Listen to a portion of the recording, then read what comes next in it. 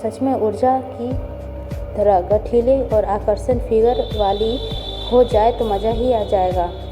तब हर कोई उसे देखता ही रह जाएगा। ऊर्जा ने स्वाति से कहा, मैं भी योगा सर से तुम्हारा मोबाइल नंबर दे दूंगी, वे तुमसे संपर्क कर लेंगे। रेशमी ने अपने पति संभव को मना किया कि वह घर पर योगा सर से योगा सीखेगी। एक दिन रेशमी ने मोबाइल की घंटी बजी। उसने देखा तो कोई नंबर नया था। रेशमी को फ़ोन उठाया तो उधर की आवाज़ आई, हेलो मैडम, मैं योगा सर बोल रहा हूँ। मैडम, ऊर्जा मैडम ने आपका नंबर दिया है। आप योगा सीखना चाहती हो ना? जी हाँ, मैं योगा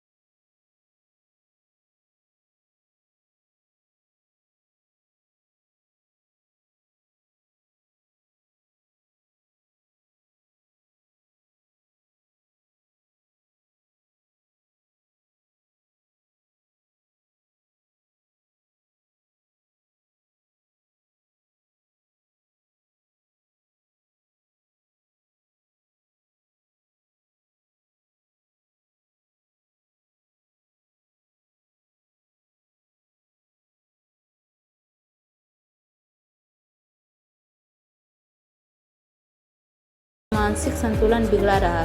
फिर थोड़ी सुधरा तो शादी की, लेकिन पत्नी ज़्यादा दिन तक साथ नहीं दे पाई।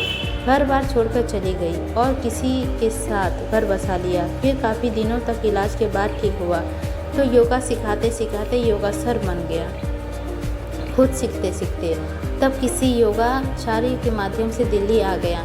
मम्मी पापा आज भी वही हैं, वही शहर में। सुधीर की बातें सुनकर वह हिल गई। रेशमी, यह जिंदगी का कैसा खेल है। जो उसका बेहिंता प्यार करता था आज किस हाल में है, सोचती रह गई। रेशमी, अजब धर्म संकट था उसके सामने। एक तरफ दूसरी प्यार घर, दूसरी तरफ घर संसार। क्या करे? सुधीर को घर आने की अनुमति दे या नहीं? अगर बार बार सुधीर घर आया तो क्या असर पड़ेगा गृहस्थी पर?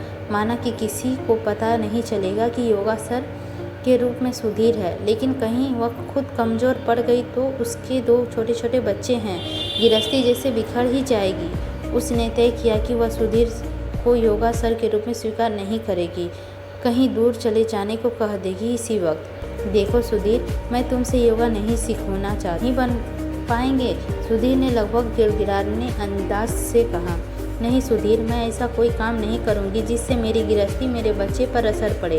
रेशमी ने कहा। सुधीर ने रलाक समझाया, पर रश्मि अपने फैसले पर अड़ियल थी।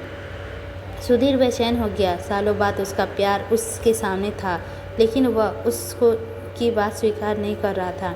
आखिर रेशमी ने सुधीर को विदा कर दिया, साथ ही कहा कि दोबारा संपर्क की कोशिश ना करे। सुधीर रेशमी से अलग बातें उस पर तनावग्रस्त था, पर उस दिन के बाद सुधीर ने रेशमी से संपर्क नहीं किया। रेशमी ने तनावमुक्त होने के लिए कोई नई फ्रेंड्स बनाई और उनके साथ बहुत सी गतिविधियों में व्यक्त की हो गई। इसमें उसका सामाजिक दायरा बहुत बढ़ गया। कुछ दिन से बहुत से बाहर से फिर घर में काम निपटाकर बेडरूम में पहुंची तो न्यूज़ चैनल पे उसने खबर देखी तो सुधीर ने दिल्ली मेट्रो के आगे कूदकर सुसाइड कर लिया था। वह देर रात तक रोती रही। न्यूज़ बता रहे थे कि उसकी जेब में एक सुसाइड नोट मिली है, जिस पर वह अपनी मौत के लिए उसने किसी की जिम्मेवार नहीं माना, परंतु अपनी एक गुमनाम प्रेमिका का नाम पत्र लिखा है। रेशमी का सिर घूम रहा था, उसकी रुलाई फूट पड़ी। तभी संभव ने अचानक कमरे में प्रवेश किया और बोला, क्या हुआ रेशमी, क्यों रो रही हो? कोई डरावना सपना देखा क्या? प्यार भरे बोल सुन रेशमी की रुलाई और फूट पड़ी। वह काफ़ी देर तक संभव के कंधे में लग कर रोती रही। उसका प्यार खत्म हो गया था, सिर्फ यादें ही शेष रह गई थी। आज का कहानी ख़त्म हुआ। तो दोस्तों, आप लोगों को यह कहानी कैसी लगी? आई होप अच्छी लगी होगी। अच्छी लगी हो तो लाइक कीजिएगा, चैनल पर नए होंगे तो सब्सक्राइब कीजिएगा और हमें बताइएगा कि आपको किस प्रकार की कहानी सुनना पसंद है। अगली स्टोरी बहुत जल्द मिलेगी आप लोगों को। और अच्छी लगी होगी कहानी तो मेरे चैनल को लाइक कीजिएगा, चैनल पर नए होंगे तो मेरे चैनल को सब्सक्राइब कीजिएगा और हमें बताइएगा कि आपको किस प्रकार की कहानी सुनना पसंद है। लेते हैं आप लोगों से विदा। आई होप दोस्तों आप लोगों को ये स्टोरी अच्छी लगी होगी तो लाइक करना नहीं भूलिएगा।